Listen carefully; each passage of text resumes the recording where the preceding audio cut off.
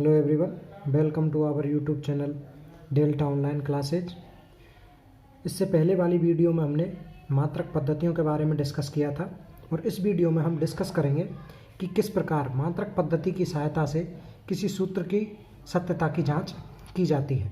तो चलिए शुरू करते हैं कि किस प्रकार से मात्रक पद्धति की सहायता से एक सूत्र की सत्यता की जांच की जाती है। तो पहली बात तो ये आती है कि हम मात्रक पद्धति की सहायता से किसी सूत्र की सत्यता की जांच कर सकते हैं। मात्रक पद्धति की सहायता से हम किसी सूत्र की सत्यता की जांच कर सकते हैं।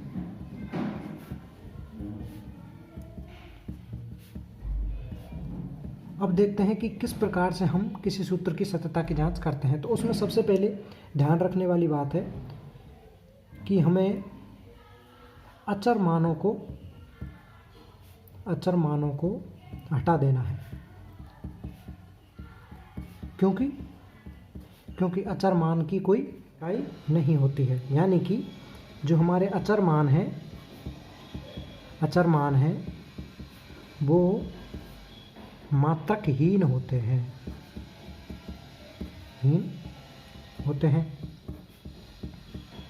तो सबसे पहले देखते हैं कि किस प्रकार से हम किसी सूत्र की उसकी सत्यता की जांच किस प्रकार करते हैं। तो सबसे पहले हम उदाहरण लेते हैं न्यूटन की गति के प्रथम नियम का। तो चलिए देखते हैं न्यूटन की गति का प्रथम समीकरण, यानी कि न्यूटन की गति का जो प्रथम समीकरण है उसकी हम सत्यता की जांच करेंगे। तो सबसे पहले देखते हैं कि न्यूटन की गति का प्रथम नियम क्या है। तो B बराबर U प्लस AT, ये न्यूटन की गति का प्रथम समीकरण कहलाता है। इसमें जो B है ये होता है अंतिम वेग, और जो हमारा U है ये होता है प्रारंभिक वेग, और जो A है ये होता है त्वरण, और जो हमारा T है ये होता है समय। तो अब देखते हैं कि हम किस प्रकार से इसकी सत्यता की जांच करते हैं।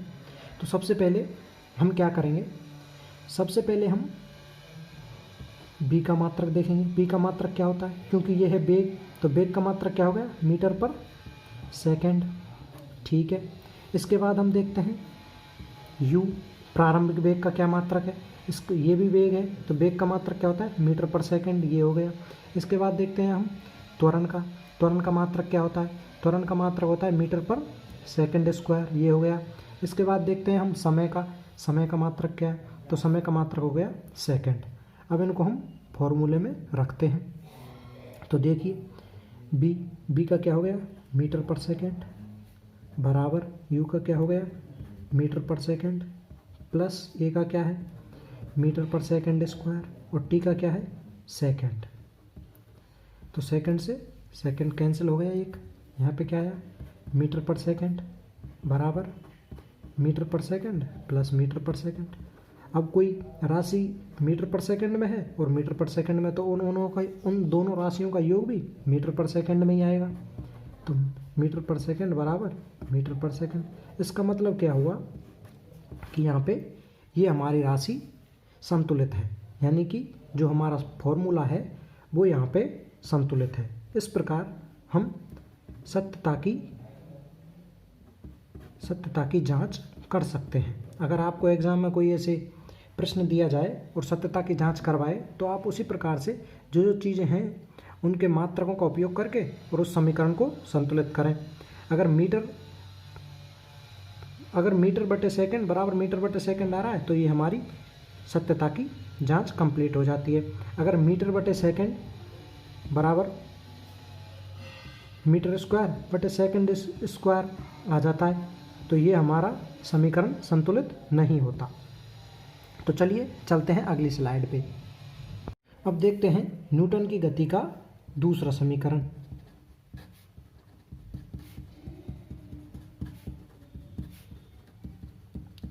न्यूटन की गति के दूसरे समीकरण का हम सत्यापन करेंगे। तो न्यूटन की गति का दूसरा नियम क्या कहता है? एस बराबर U T plus half A T square.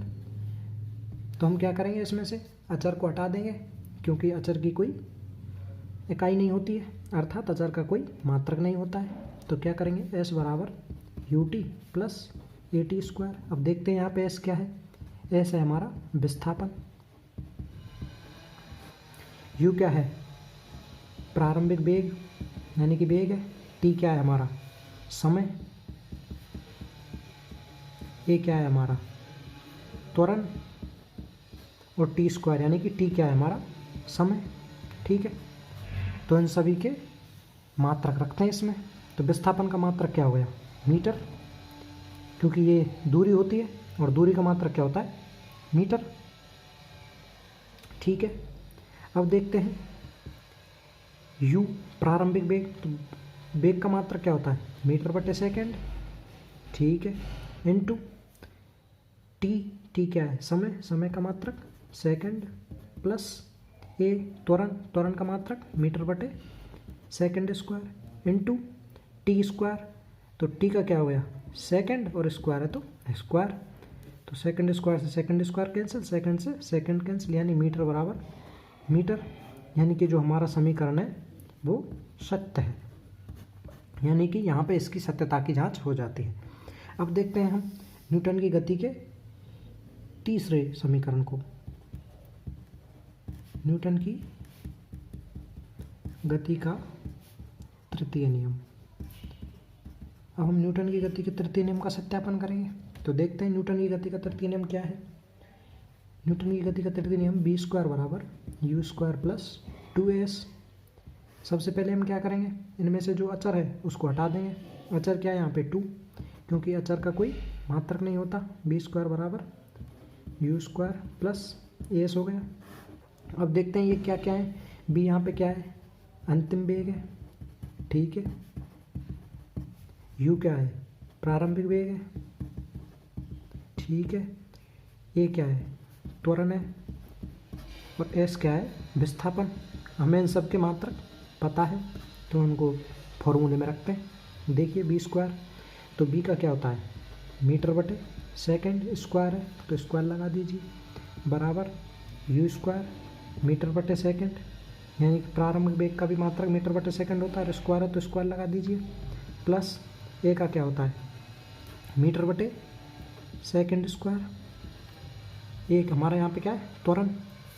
ठीक है, और एस, एस क्या है, विस्थापन। विस्थापन का मात्रक क्या हो गया, मीटर, तो ये भी क्या हो गया, मीटर स्क्वायर बटे सेकेंड स्क्वायर। तो मीटर बटे सेकेंड स्क्वायर का होल स्क्वायर, मीटर बटे सेकेंड का होल स्क्वायर बराबर। अब देखते हैं यहाँ पे मीटर बटे सेकेंड का होल स्क्वायर प्लस ये भी मीटर स्क्वायर बटे सेकेंड स्क्वायर है, तो इन दोनों को ऐड करेंगे तो ये भी मीटर बटे सेकेंड का होल स्क्वायर आएगा, यानी कि हमारे LHS बराबर RHS है। इस प्रकार हम सत्यता की जांच कर सकते हैं। अब अगला क्वेश्चन देखिए, जो कि अगली स्लाइड पे क्वेश्चन है कि सिद्ध कीजिए कि गतिज ऊर्जा बराबर स्थितिज ऊर्जा। तो देखते हैं किस प्रकार हम सिद्ध कर सकते हैं। मात्रकों की सहायता से हम इसको सिद्ध करेंगे। तो सबसे पहले हमें आना चाहिए कि गतिज ऊर्जा का फॉर्मूला क्या होता है, हाफ mv स्क्वायर, और स्थितिज ऊर्जा का क्या फॉर्मूला होता है, स्थितिज ऊर्जा का क्या फॉर्मूला होता है,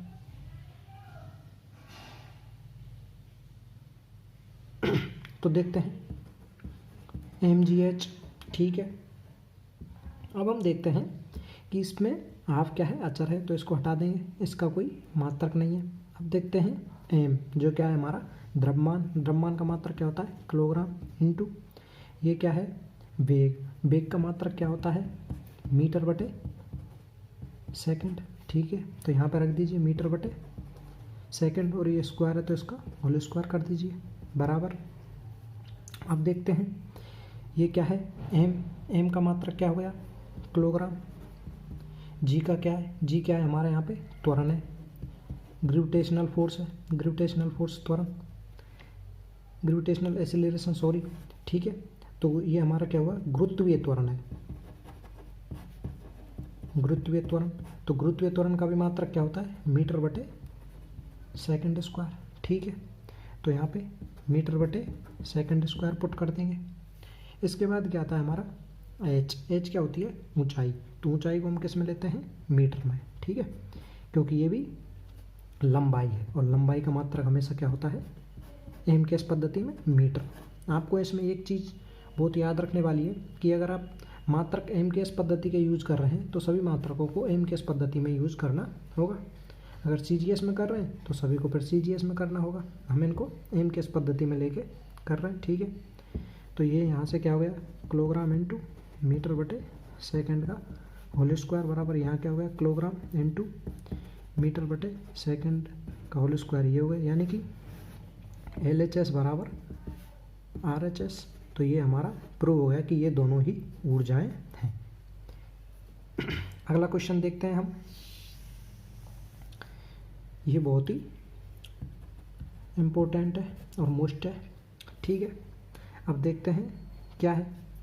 न्यूटन के सार्वत्रिक नियम के अनुसार गुरुत्वीय बल जो कि क्या होता है? F बराबर G m1 m2 upon R square हो, तो गुरुत्वीय नियतांक का मात्रक ज्ञात कीजिए। गुरुत्वीय नियतांक क्या है यहाँ पे? G, यानी G का मात्रक हमें निकालना है। तो चलिए देखते हैं गुरुत्वीय नियतांक का मात्रक किस प्रकार निकालेंगे। तो F बराबर क्या दिया हुआ है? G m1 m2 upon R square, ठीक है। तो हम देखते हैं हमें G का मात्रक निकालना है। तो G बराबर क्या आ जाएगा? F into R square upon m1 upon m2। तो अब सभी के मात्रक रख दीजिए। ये क्या है? F, फोर्स, बल, ठीक है। तो अब रखते हैं। तो बल का मात्रक रखेंगे सबसे पहले। बल का मात्रक क्या होता है? बल का मात्रक होता है किलोग्राम इंटू मीटर बटे सेकेंड स्क्वायर। ये कैसे आया? क्योंकि F बराबर होता है हमारा m। m का मात्रक क्या होता है? किलोग्राम, और a का क्या होता है? मीटर बटे सेकेंड स्क्वायर। ये हमने रख दिया। अब इसके बाद क्या आता है? R square. R क्या है हमारा? R होती है दूरी। तो दूरी का मात्रक क्या होता है? मीटर, और ये स्क्वायर, तो क्या हो जाएगा? मीटर स्क्वायर अपॉन ये क्या है? m, किलोग्राम, यानी कि ये द्रव्यमान है तो द्रव्यमान को किस में लेंगे? किलोग्राम में। m2 क्या है? ये भी द्रव्यमान है, इसको किस में लेंगे? किलोग्राम में। तो एक किलोग्राम से 1 किलोग्राम गया, तो ये कितना आ गया?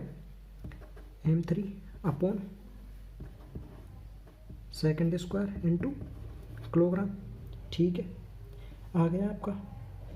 तो अब देखते हैं हम कि किस प्रकार से हमने ये कैलकुलेट किया है। एक बार और देख लेते हैं। यहाँ पे हमने क्या किया? F बराबर G m1 m2 upon R square लिखा, ठीक है। उसके बाद हमने क्या किया है? जिसका हमें मात्रक निकालना है उसको एक साइड में ले लिया, और ये क्या हो गया? F into R square upon m1 upon m1 into m2। उसके बाद क्या किया हमने? इसके बाद किया हमने बल का मात्रक लिखा है। बल का मात्रक क्या होता है? Kilogram into metre square, kilogram into metre upon second square, ठीक है। इसके बाद क्या किया हमने? R square. तो R क्या है हमारा? R है हमारी यहाँ पे दूरी, और दूरी का मात्रक क्या होता है? मीटर, और यहाँ पे क्या है? ये R स्क्वायर, तो ये मीटर स्क्वायर हो जाएगा। अब देखते हैं नीचे। नीचे क्या है? m1 और m2।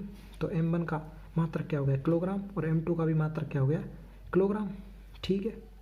तो ये क्या हो गया फिर? ये हो गया m3 upon second square into kilogram. अब हम इसको और भी अच्छे तरीके से लिख सकते हैं, तो वो है इसको जी, ये होता है हमारा किलोग्राम इंटू मीटर बटे सेकेंड स्क्वायर। क्या होता है हमारा? इसे हम न्यूटन बोलते हैं। ये बल का मात्रक है। अब हम इसमें से बल का मात्रक निकालते हैं, ठीक है। Newton into metre square upon kilogram square, ठीक है। हम इसको ऐसे लिख सकते हैं, कैसे? देखिए, अब न्यूटन की जगह आप ये पुट कीजिए इसमें। तो न्यूटन की जगह हमें ये पुट करना है। तो किलोग्राम इंटू मीटर बटे सेकेंड स्क्वायर इंटू क्या है? Metre square upon kilogram square. तो 1 किलोग्राम से 1 किलोग्राम कैंसिल हो गया, ठीक है। तो क्या गया? m3 upon second square into kilogram, जो कि इसी के बराबर है। तो हम इस प्रकार से इसको लिख सकते हैं, यानी कि जो हमारा जी का मान आया, जो हमारा जी का मात्रक है वो है newton into metre square upon kilogram square. या तो आप इसे ऐसे लिख सकते हैं या आपका ये भी सही है, दोनों ही सही हैं। ठीक है, तो अगली वीडियो में हम डिस्कस करेंगे विमीय सूत्र के बारे में।